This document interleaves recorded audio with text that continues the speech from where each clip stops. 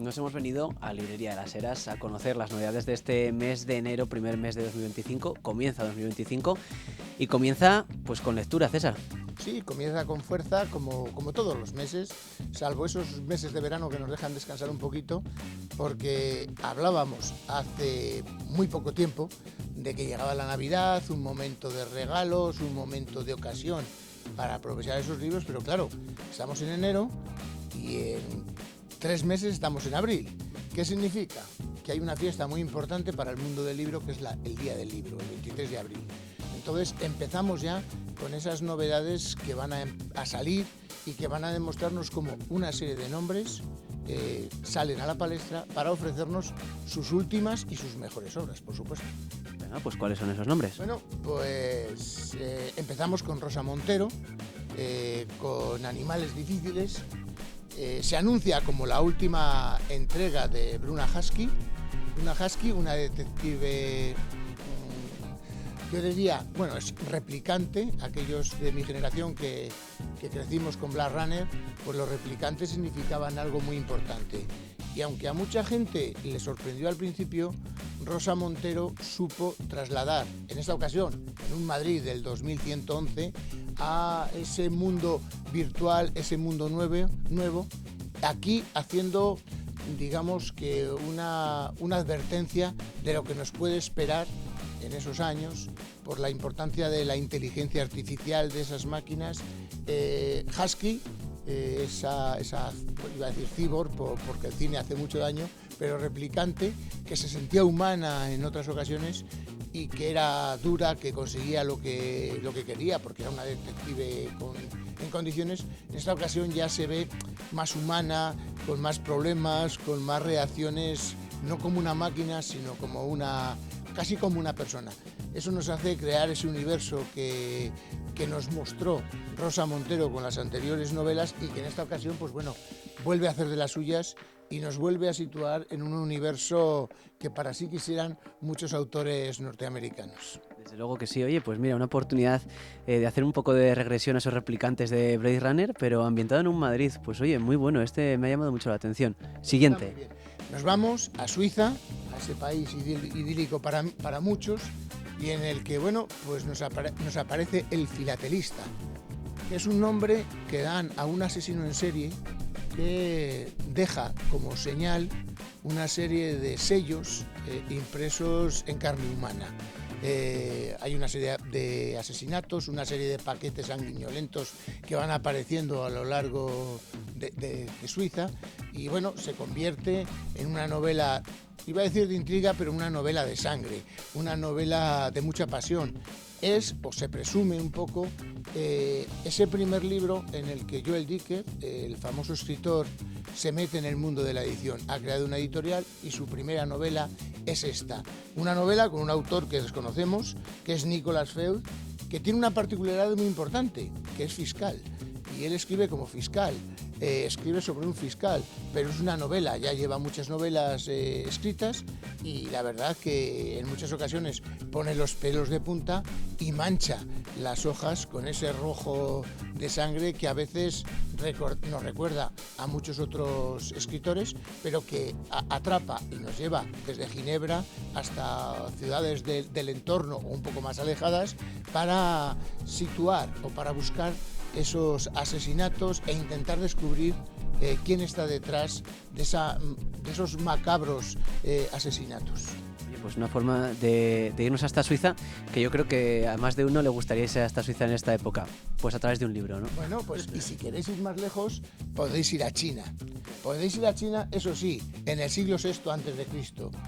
y sobre todo con una figura que para muchos es reconocida por un aspecto o por un libro, que fue El arte de la guerra, que no es otro que Sun Tzu.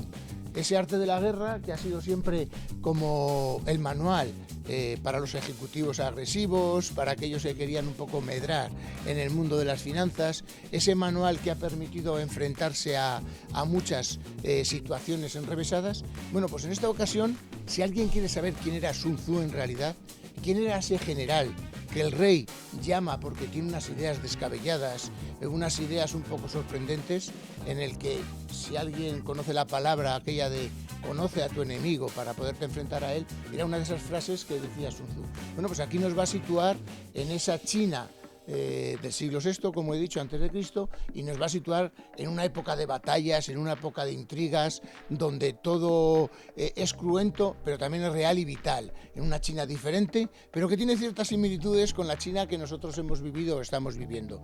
Por lo tanto, es una novela de aventuras, una novela histórica, también con ese punto de intriga para saber en qué suceden las situaciones, pero sobre todo que nos acerca a una figura emblemática. En los últimos años hemos tenido una especie de mucha novela histórica en la que personajes importantes dentro de la historia, pero desconocidos en su vida, pues bueno, han sido ocupados por escritores que han querido sacar algo más. Una novela que nos va a situar, lo mejor es cómo describe, cómo nos lleva, cómo nos muestra lo que eran las batallas, lo que eran los guerreros, lo que eran los generales en esa China antigua.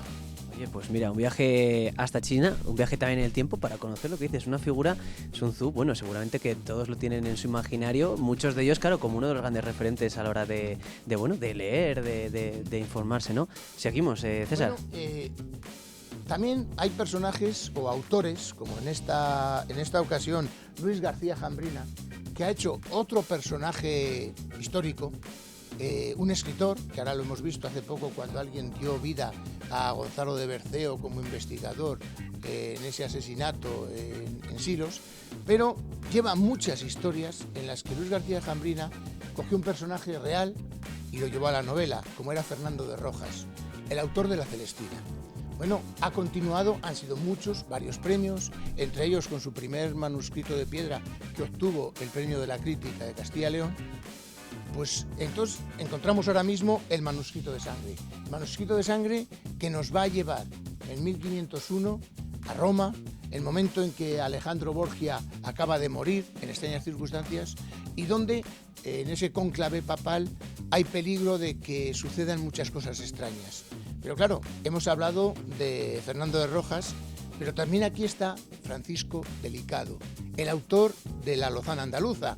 También forma parte de la historia, como lo hará el músico, también escritor, Juan de la Encina. Una serie de personajes que van a acompañar a César y a Lucrecia Borgia, a Maquiavelo, a todos esos personajes históricos que forman parte de una novela que además no necesita de mucha paginación para entretenernos, pero que vuelva a descubrir a ese pesquisidor que es Fernando de Rojas y que hace las delicias de la novela histórica, pero también de esa novela de intriga, por cómo sabe sacar en cada momento la situación, cómo sabe dibujar el ambiente y los personajes que pueblan esa historia.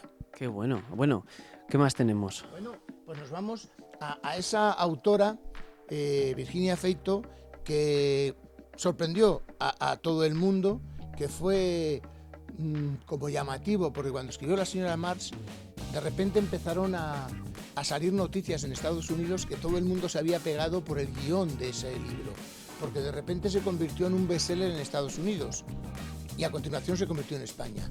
Ese libro del que todo el mundo hablaba, que empezó a recoger premios, y en esta ocasión, bueno, pues nos ofrece Victoria Ensico.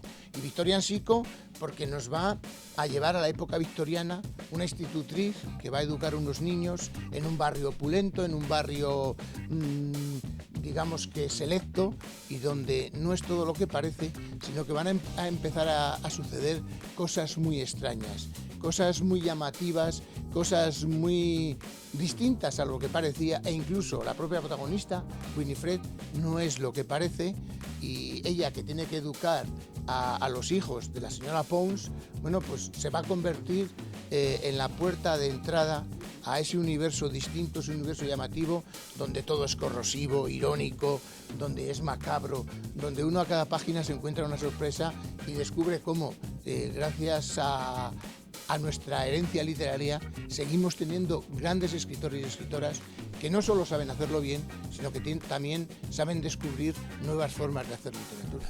Oye, pues esto que acabas de decir nos viene al pelo para presentar estas novedades. Venga, un último título y con esto... Pues Freida McFadden, ha ido poco a poco elevándose al universo de los grandes escritores o escritoras, en el universo de la intriga. Hay mucha intriga en este mes de enero, porque fue la que nos ofreció los 3 volúmenes de La Asistenta, que ha ido rompiendo moldes y que sigue vendiendo y sigue llamando la atención de los lectores, y que el año pasado sacó La Mujer de Arriba.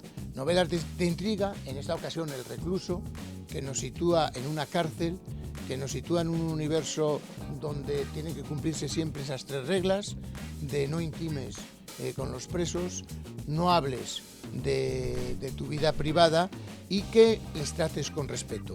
Eso puede romperse cuando entre un asesino peligroso hay una relación anterior con una de las carceleras. Cuando todo parece romperse, una intriga asegurada, una tensión asegurada, donde en muchísimos momentos quien está leyendo tiene miedo de que en la siguiente página pueda ocurrir un desastre del que no está preparado. Por lo tanto, yo creo que es muy llamativa ese mantenimiento. Hay quien dice que tiene mucho de cinematográfico, y es verdad, porque en todo momento, como a Feito, que hemos hablado anteriormente, decían que tenía mucho de Hitchcock, que tenía mucho de creación clásica de cine, pues en esta ocasión tenemos también como es una novela que sin duda alguna tiene mucho de cinematográfico.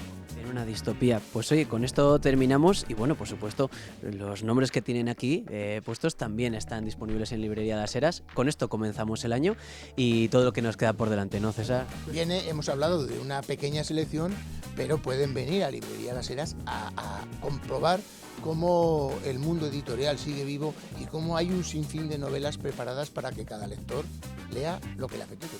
Pues con eso nos vamos a quedar, que cada uno que lea lo que le apetezca. Muchísimas gracias, César. Gracias a vosotros.